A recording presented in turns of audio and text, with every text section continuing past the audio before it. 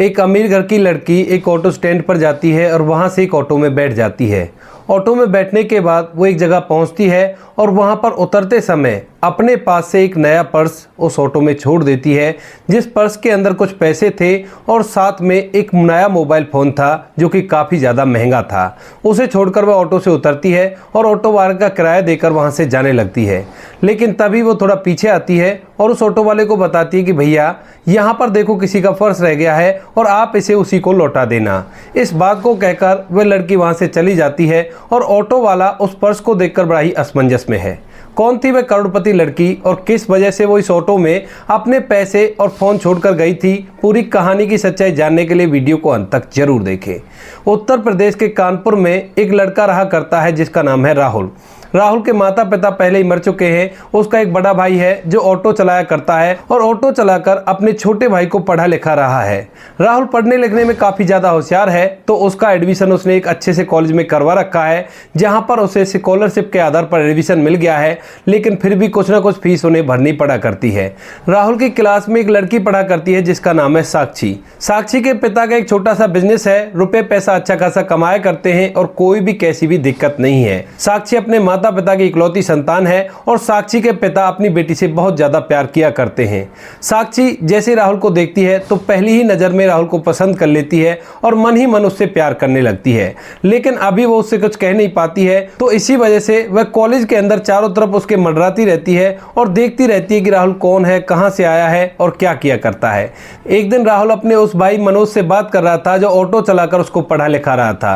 वह फोन मिलाता और फोन मिलाने के बाद कहता है कि भैया कॉलेज की फीस भी भरनी है और अब आप मुझे एक बड़ा सा फोन दिला दो, क्योंकि यहाँ पर सभी के पास बड़े फोन है और मेरे पास एक कीपैड का है, तो ये अच्छा नहीं लगता और आपको मुझे फोन दिलाना होगा। ऐसी वो अपने बड़े भाई से जिद करने लगता है। बड़ा भाई जिसे पता है कि उसके पास इतने पैसे नहीं है जो वो अपने भाई को बड़ा फोन दिला सकते, लेकिन फिर भी वह अपने भाई का मन रखने के लिए उससे कह देता है कि ठीक है छोटे, 1-2 महीने रुक जा, मैं तेरे लिए एक बड़े फोन का इंतजाम कर दूंगा और तेरी फीस का इंतजाम भी जल्द से करता हूँ। ऐसा कहकर उसने फोन काट दिया था और राहुल इस बात को सुनकर थोड़ा सा खुश हो जाता है। यह सब कुछ वहीं पर बैठी हुई साक्षी भी सुन लेती है, क्योंकि साक्षी ज्यादातर राहुल के आसपास ही रहा करती थी। साक्षी को पता चल गया था कि राहुल को पैसों की जरूरत है और एक बड़े से फोन की जरूरत है। इसके बाद साक्षी गहन सोच विचार में है। वह सोच रही है कि वह डायरेक्ट जाकर राहुल को दे दे, लेकिन राहुल बहुत ज्यादा खुददार व्यक्ति था। वह किसी से भी ऐसी मदद के लिए हामी नहीं भरा करता था। इसी वजह से साक्षी अपनी एक फ्रेंड पूजा से बात करने लगती है और कहती है कि यार पूजा, राहुल को फोन की जरूरत है और उसे कुछ पैसे चाहिए अपनी फीस को भरने के लिए और मैं उसे देना चाहती हूँ। तो पूजा उससे कहने लगती है कि तू क्यों उसे देना चाहती है, तो वह उसे बता देती है कि मैं मन ही मन राहुल से प्यार किया करती हूँ और मैं चाहती हूँ कि मैं इसी से शादी करूँ। इस बात को सुनकर पूजा को बड़ा ही बुरा लगता है, क्योंकि पूजा भी अमीर घराने की लड़की है और वह नहीं चाहती कि उसकी फ्रेंड साक्षी एक गरीब लड़के से शादी करे जिसके भाई ऑटो चलाया करते हैं। अब सभी को यह पता था कि राहुल का भाई ऑटो चलाया करता है, लेकिन राहुल पढ़ने लिखने में काफी ज्यादा होशियार था, तो इसी वजह से कोई भी उससे कुछ भी नहीं कहा करता था। इसके बाद पूजा साक्षी से कहने लगती है कि नहीं बहन, ये तो बिल्कुल बुरा होगा, तू उस घर में कैसे रह पाएगी जिस घर में इन लोगों के पास 2 वक्त का खाना भी अच्छी तरह से नहीं है। तो वो कह देती है कि इस बात की कोई टेंशन नहीं है, क्योंकि मैं अपने माता पिता की इकलौती संतान हूँ और वैसे भी मैं अपने साथ ही इसको अपने घर पे रख लूंगी और कोई भी कैसी भी दिक्कत नहीं होगी। अब पूजा को ये बात समझ में तो आ जाती है, लेकिन फिर भी वो चाहती है कि किसी भी तरह से साक्षी के दिल में राहुल के लिए नफरत पैदा की जाए। तो वो कहने लगती है कि तुम्हें पता नहीं है कि ये गरीब लोग कैसे होते हैं, ये बहुत ही ज्यादा बेईमान और मक्कार किस्म के होते हैं। इस बात को सुनकर साक्षी थोड़ी देर के लिए सोच विचार में पड़ जाती है और पूजा से कहने लगती है कि नहीं यार, ऐसा नहीं होता, गरीब लोग मक्कार नहीं होते। तो पूजा कहती है कि तुम्हें नहीं पता इन लोगों के बारे में, ये बहुत बुरे होते हैं और बेईमानी का खाया करते हैं। उसके बाद साक्षी थोड़ी देर तक सोच विचार करती है और थोड़ी देर सोच विचार करने के बाद उसके दिमाग में एक तरकीब आती है। तो फिर वो सोचती है कि क्यों ना इस आइडिया पर काम किया जाए और देख लिया जाए कि ये बेईमान होते हैं या ईमानदार होते हैं। इस बात को सोचकर जो साक्षी होती है वह पूजा से फिलहाल कुछ नहीं कहती है और वहां से चली जाती है। वहां से वह अपने घर जाती है और घर जाकर गहन सोच विचार इस बारे में करने लगती है। दूसरे दिन वह अपने एक दोस्त के पास फोन करती है और उससे कहती है कि यार तुझे मेरा एक काम करना होगा और तुझे राहुल के बारे में पूरी के पूरी डिटेल मुझे निकाल कर देनी है। तो उसके बाद उसका वो दोस्त पूछता है कि ऐसा क्यों, तो वो कहती है कि मुझे कुछ काम है और उस काम के लिए उनकी डिटेल जरूरी है। इसके बाद जो वह लड़का होता है वह राहुल के घर परिवार की पूरी डिटेल लाकर साक्षी को दे देता है और उसे बता देता है कि उसका भाई ऑटो चलाया करता है और वहां पर जाकर वह अपने अपने ऑटो को खड़ा किया करता है। इस बात को सुनकर पूजा अपने उस दोस्त का धन्यवाद करती है और कहती है कि बाद में मिलेंगे। तो वो कहता है कि मुझे बता दो तुम करना क्या चाहती हो। तो वो कहती है कि बाद में बताऊंगी, अभी इस चीज का टाइम नहीं आया। ऐसा कहकर वह वहां से सीधा एक मॉल में जाती है और मॉल से एक बहुत बड़ा फोन राहुल के लिए खरीद लेती है। उस फोन को खरीद लिया था और वहीं से एक नया पर्स उसने खरीदा था जो ज्यादा महंगा तो नहीं था, और उस पर्स के अंदर तकरीबन 10 से 12 हजार रुपए वो रख देती है। इसके बाद वो उस ऑटो स्टैंड पर जाती है जहां पर राहुल का भाई मनोज ऑटो चलाया करता था, और वहां जाकर राहुल के भाई मनोज को ढूंढने लगती है। ढूंढते ढूंढते वह उसे दिख जाता है जो कि अपने ऑटो में बैठा हुआ था और सवारियों का वेट कर रहा था। राहुल के भाई के ऑटो में जाकर वो बैठ जाती है और बैठने के बाद उसे एक एड्रेस बताती है और कहती है कि भैया मुझे यहाँ पर पहुंचा दीजिए। इसके बाद राहुल का भाई मनोज उस ऑटो को लेकर उस एड्रेस पर पहुंच जाता है और वहां जाकर साक्षी उस पर्स के अंदर उन पैसों को रखती है और उस फोन को रखती है और उस पर्स को उस ऑटो में ही छोड़ देती है और ऑटो से उतरकर ऑटो वाले का किराया देकर वहां से जाने लगती है। जैसे ही वो थोड़ी आगे गई थी तो उसे ज्ञात होता है कि कहीं ऐसा ना हो कि इस पर्स को कोई और सवारी ले जाए और इनको इसके बारे में कुछ पता ही ना चले।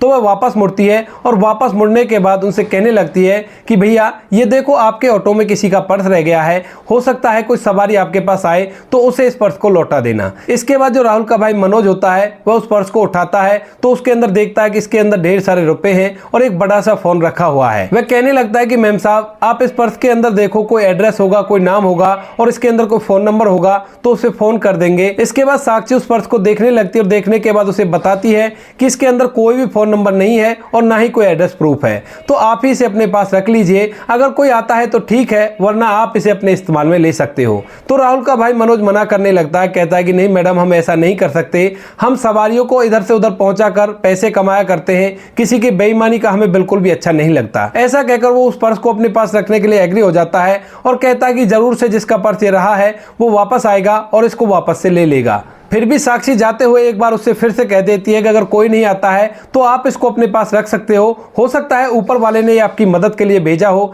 ऐसा कहकर साक्षी वहां से चली जाती है और राहुल का भाई मनोज उस पर्स को देखकर बड़े ही असमंजस में पड़ा हुआ है। वह सोचता है कि इससे पहले मैंने कहां से सवारी उठाई थी, कहां को छोड़ी थी, तो वह देखता है कि उसने बस स्टैंड से सवारी उठाई थी और उसे रेलवे स्टेशन पर छोड़ा था, यानी कि जिस सवारी को उसने छोड़ा था उसका कोई भी एड्रेस उसे नहीं पता था और इसी वजह से वह हताश होकर अपने ऑटो में ही बैठा रहता है। वह राह देखता रहता है कि कोई ना कोई व्यक्ति आएगा और इस पर्स के लिए दावेदारी करेगा और मुझसे मांगने लगेगा। लेकिन धीरे धीरे 2-3 दिन बीत जाते हैं, उस पर्स को लेने के लिए ना तो कोई आया था और ना ही राहुल के भाई मनोज ने उन पैसों को खर्च किया था और उस फोन को अपने काम में लिया था। वह इसी तरह से इंतजार करता रहता है और अब इस बात को लगभग 5 दिन बीत गए थे। 5 दिन बाद जो साक्षी होती है अपने उसी दोस्त के पास फोन करती है और उससे कहती है कि यार एक काम और है, उस काम को और कर दो। तो वह पूछने लगता है कि अब कौन सा काम आ गया, पहले भी तुमने एक काम करवाया था और उसके बारे में मुझे आज तक नहीं बताया है। तो साक्षी कहती है कि थोड़ा सा सब्र रखो, जिस काम को मैं तुमसे करवाने जा रही हूँ उसके बाद सारी कहानी तुम्हारे सामने आ जाएगी और कोई भी कैसी भी दिक्कत नहीं होगी। इस बात को सुनकर उसका वह दोस्त उस काम को करने के लिए तैयार हो जाता है। तो साक्षी अपने उस दोस्त को राहुल के भाई के पास भेजती है और कहती है कि उससे जाकर कहो कि तुम्हारे ऑटो में इतने दिन पहले मेरा पर्स रह गया था और उसके अंदर इतने रुपए थे और वो वाली कंपनी का फोन था। इसके बाद साक्षी का दोस्त राहुल के भाई के पास जाता है और वहां जाकर उससे पर्स के बारे में पूछने लगता है। कहता है कि भैया इस ऑटो के अंदर मेरी पत्नी का पर्स रह गया था और उसके अंदर इतने पैसे थे और उस कंपनी का फोन था। इस बात को सुनकर राहुल के भाई के चेहरे पर चमक आ जाती है और वो एकदम से हाथ जोड़कर कहता है कि भाई साहब आपने यहाँ पर आकर मुझ पर बहुत बड़ा उपकार किया है। काफी दिनों से इस पर्स की वजह से मैं काफी ज्यादा परेशान था, लेकिन अब आप आ गए हो तो मेरी सारी परेशानियां दूर हो गई हैं। ऐसा कहकर राहुल का भाई मनोज उस पर्स को उस व्यक्ति को दे देता है और कहता है कि ये लो भाई, ये रहा तुम्हारा पर्स। वह लड़का उस पर्स को लेकर वहां से थोड़ी आगे चलता है और साक्षी के पास फोन मिलाकर उसे बता देता है कि वह पर्स मुझे मिल गया है और उस पर्स को लेकर मैं तुम्हारे पास आ रहा हूं। इसके बाद वह लड़का वहां से चला जाता है। तभी जो साक्षी होती है वहां से उस ऑटो ड्राइवर के पास आती है और वहां पर आकर उससे पूछने लगती है उस पर्स के बारे में। तो वह बताता है कि उस पर्स को तो अभी अभी एक व्यक्ति ले गया है और कोई भी कैसी भी दिक्कत नहीं है, वो उसी का था। उसने फोन की कंपनी के बारे में भी बताया था और उस पर्स के अंदर जितने भी पैसे हैं उनके बारे में भी बताया था। यह बात सुनकर साक्षी उससे कहने लगती है कि भैया अगर आप चाहते तो उसको अपने पास रख सकते थे और उस व्यक्ति से मना कर सकते थे। तो ऑटो ड्राइवर मनोज कहता है कि मैडम अगर हम इस तरह से उसके पैसों को आज रख लेते तो आज हमारी पूर्ति हो जाती, लेकिन जीवन भर तो हमें कमा के ही खाना पड़ता है, इसी वजह से मैंने उन पैसों को नहीं रखा और जब से वो पर्स मुझे मिला था मैं बड़ा ही परेशान था। मुझे डर लगा रहता कि कहीं ये मुझसे खो ना जाए या कोई और व्यक्ति इसे छीन न ले। इसी वजह से आज वो चला गया है तो मैं अब अपनी जिम्मेवारियों से फारिग हो गया हूँ और कोई भी कैसी भी दिक्कत नहीं है। इसके बाद साक्षी वहीं पर खड़ा होकर अपने दोस्त के पास फोन करती है और उसे वापस से उस ऑटो वाले के पास बुला लेती है। वह लड़का वापस ऑटो वाले के लिए निकल जाता है। इधर साक्षी मनोज से कहने लगती है कि भैया वो पर्स मेरा ही था और मैंने आपके लिए रखा था ताकि आप अपने छोटे भाई की फीस भर सको और उस बड़े से फोन को उसको दे सको। दरअसल मैं राहुल के साथ पढ़ा करती हूँ और राहुल मुझे अच्छा लगता है। मैं मन ही मन उसे पसंद किया करती हूँ, लेकिन इस बारे में अभी तक राहुल को नहीं पता है। मैंने अपनी फ्रेंड से ये बात कही थी, लेकिन उसने कहा था कि गरीब लोग बहुत ज़्यादा बेईमान होते हैं और इसी चीज़ को टेस्ट करने के लिए मैंने ये पर्स आपकी गाड़ी में छोड़ा था। इतनी देर में वहाँ पर वह लड़का भी आ जाता है तो उस लड़के से उस पर्स को लेकर साक्षी उस ऑटो ड्राइवर को दे देती है और कहती है कि भैया ये मेरी तरफ से आपकी ईमानदारी का तोहफा है, जो आपने ईमानदारी दिखाई है उसका ये इनाम है और आपको ये रखना पड़ेगा। अब राहुल का भाई मनोज मना करता है और कहता है कि नहीं मैडम, हम इन पैसों को नहीं रख सकते और आप जो कुछ भी कह रही थी वो बिल्कुल गलत है। मेरा भाई बहुत ही ज्यादा गरीब है, मैं उसका भाई हूँ, मैं ऑटो चलाया करता हूँ और आप देखने में अच्छे खानदान की लग रही हो। आप मेरे भाई से शादी करके अपनी जिंदगी को बर्बाद मत कीजिए और उसको भूल जाइए और ये अपने पैसे और फोन को वापस ले जाइए। इस बात को सुनकर जो साक्षी का दोस्त था वह भी धीरे धीरे थोड़ी थोड़ी बातों को समझने लगा था और उसके बाद वह साक्षी से बात करने लगता है। तो वह उसको बता देती है कि मैं राहुल से प्यार किया करती हूँ और मैं राहुल के परिवार वालों की ईमानदारी का टेस्ट ले रही थी और इन्होंने अपनी ईमानदारी का सबूत दे दिया है। तो अब मैं राहुल से शादी करना चाहती हूँ, लेकिन उसके भाई इस चीज के लिए मना कर रहे हैं और बार बार ये कह रहे हैं कि अपनी जिंदगी को बर्बाद मत करो। जबकि मुझे पता है कि राहुल बहुत अच्छा लड़का, पढ़ने लिखने में काफी ज्यादा होशियार है और वो मेरी जिंदगी को बिल्कुल भी बर्बाद नहीं करेगा।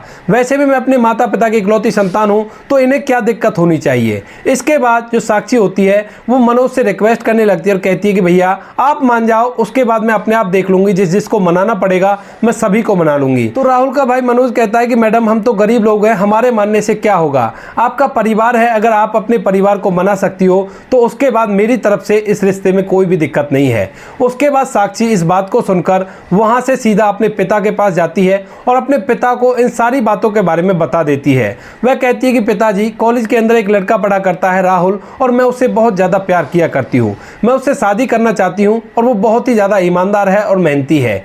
इस बात को सुनकर उसका पिता थोड़ी देर तक सोच विचार करता है और सोच विचार करने के बाद अपनी इकलौती बेटी की शादी राहुल से करने के लिए तैयार हो जाता है। वो कहता है कि बेटी कोई बात नहीं, अगर तुम उससे प्यार करती हो तो बेशक से उससे शादी कर लो, मुझे कोई भी कैसी भी दिक्कत नहीं है। ऐसा कहकर साक्षी का पिता शादी के लिए एग्री हो गया था और इस बात को सुनकर साक्षी एकदम से झूम उठती है। इसके बाद एक दिन अचानक से साक्षी का पिता साक्षी का रिश्ता लेकर राहुल के घर पहुंच जाता है सुबह सुबह ही। अभी तक राहुल भी कॉलेज के लिए नहीं गया था। साक्षी के पिता के साथ एक दो व्यक्ति और थे और साथ में साक्षी थी। जैसे ही वो लोग उनके घर के दरवाजे पर पहुंचते हैं तो देखते हैं कि एक छोटा सा घर है जिसके अंदर दो बच्चे हैं, राहुल का भैया और भाभी हैं और खुद राहुल रहा करता है। ज़्यादा सुख सुविधाओं के सामान उस घर के अंदर नहीं है, लेकिन उन लोगों का दिल काफ़ी ज़्यादा बड़ा है। जैसे ही वो लोग घर आते हैं तो आदर सम्मान के साथ वो उन्हें घर बुलाते हैं और राहुल जैसे साक्षी को देखता है तो बहुत कुछ उसके दिमाग में चलने लगता है और वो तरह तरह की बातें साक्षी के बारे में सोचने लगता है। इसके बाद साक्षी के पिता राहुल के भाई से राहुल की और साक्षी की शादी की बात करने लगते हैं और कहते हैं कि देखो भाई, ये हमारी इकलौती बेटी है और मेरे पास जमीन जायदाद ठीक ठाक है, कोई भी कैसी भी दिक्कत नहीं है। केवल मुझे एक ऐसा वारिस चाहिए जो मेरे धंधे को अच्छी तरह से संभाल सके और उसे आगे बढ़ा सके, और आपके भाई में ये पूरी काबिलियत है, जैसा कि मेरी बेटी इसको परख चुकी है। तो राहुल एकदम से खड़ा होता है और कहता है कि अंकल जी, आपकी बात तो ठीक है, लेकिन साक्षी ने कभी मुझसे नहीं पूछा कि मैं उसको पसंद किस तरह से करता हूँ। मैं साक्षी को केवल एक दोस्त की नज़र से देखता हूँ और मैं उससे शादी नहीं कर सकता। इस बात को सुनकर साक्षी थोड़ा सा गुस्सा हो जाती है और वहाँ पर उन सभी लोगों से कहने लगती है कि मैं राहुल से थोड़ी देर के लिए एकांत में कुछ बात करना चाहती हूँ। इसके बाद साक्षी और राहुल एक अलग से कमरे में चले जाते हैं और दोनों परिवार बैठकर आपस में बातें करते रहते हैं। साक्षी राहुल को कमरे के अंदर ले गई थी और वहाँ पर उसे धमकाने लगती है और कहती है कि राहुल, क्या तुम्हें नहीं पता, मैं काफ़ी दिनों से तुम्हारे इधर उधर घूमा करती हूँ, वो केवल मेरी दोस्ती नहीं थी, मैं तुमसे बहुत ज़्यादा प्यार किया करती हूँ और इसी वजह से मैं तुमसे शादी करना चाहती हूँ। और वैसे भी अगर तुम्हारी ज़िंदगी में कोई और है तो तुम बेशक से मना कर दो, मैं तुमसे बिल्कुल दूर चली जाऊंगी और तुमसे मेरा कोई भी नाता नहीं रहेगा। ऐसा कहते हुए साक्षी की आंखों से आंसू टपकने लगे थे। तभी राहुल एकदम उसके पास जाता है और उसके आंसुओं को पोंछने लगता है। साक्षी जब देखती है कि राहुल मुस्कुराते हुए उसके आंसू को पोंछ रहा है तो एकदम से उसे अपने गले से लगा लेती है और फूट फूट कर रोने लगती है। राहुल साक्षी को चुप कराता और कहता है कि कोई बात नहीं, मैं तुम्ही से शादी करूंगा और मैं भी दरअसल मन ही मन तुम्हें पसंद किया करता था, लेकिन तुम अमीर घर की लड़की थी और मैं एक ऑटो चलाने वाले का भाई था, तो मैं भला तुमसे कुछ क्या कह सकता था। इसके बाद दोनों बाहर आते हैं और दोनों शादी के लिए एग्री हो जाते हैं। दोनों परिवार भी शादी के लिए राजी हो गए थे और दोनों की धूमधाम से शादी करवा दी जाती है। शादी होने के बाद जो राहुल है वो साक्षी के पिता के बिजनेस में हाथ बटाने लगता है और राहुल का भाई अब ऑटो चलाना बंद कर दिया है, वह भी उनके बिजनेस में ही उनका हाथ बटाया करता है। साक्षी राहुल के भाई को अपने घर बुलाती है, कहती है कि भैया आप भी यहाँ पर रहने लगो, लेकिन राहुल का भाई मना कर देता और कहता है कि कोई बात नहीं, आप लोग आराम से रहो, हमें कोई भी दिक्कत नहीं है और कोई दिक्कत होगी तो हम आप लोगों को बता देंगे। राहुल का भाई वहां पर अपने घर में रहने लगता है और राहुल यहां पर साक्षी के साथ रहने लगता है। तो दोस्तों ये थी एक छोटी सी कहानी। आप क्या कहना चाहते हो कहानी के बारे में? आपकी जो भी राय कमेंट सेक्शन में लिख सकते हो, लोगों के साथ शेयर कर सकते हो। वीडियो अगर अच्छी लगी तो वीडियो को लाइक और चैनल को सब्सक्राइब जरूर करें ताकि हमें थोड़ा सा हौसला मिले आप लोगों के लिए ऐसी अच्छे वीडियो बनाने के लिए। इन कहानियों को सुनाने का उद्देश्य किसी को परेशान करना बिल्कुल भी नहीं है। यह कहानी आपको इसलिए सुनाई जाती है ताकि आप लोग इन कहानियों में से कुछ ना कुछ सीख सको और अपने जीवन में उस चीज को अप्लाई कर सको। मिलते हैं किसी नेक्स्ट वीडियो में नए टॉपिक के साथ, तब तक के लिए जय हिंद, जय भारत, जय हिंदुस्तान।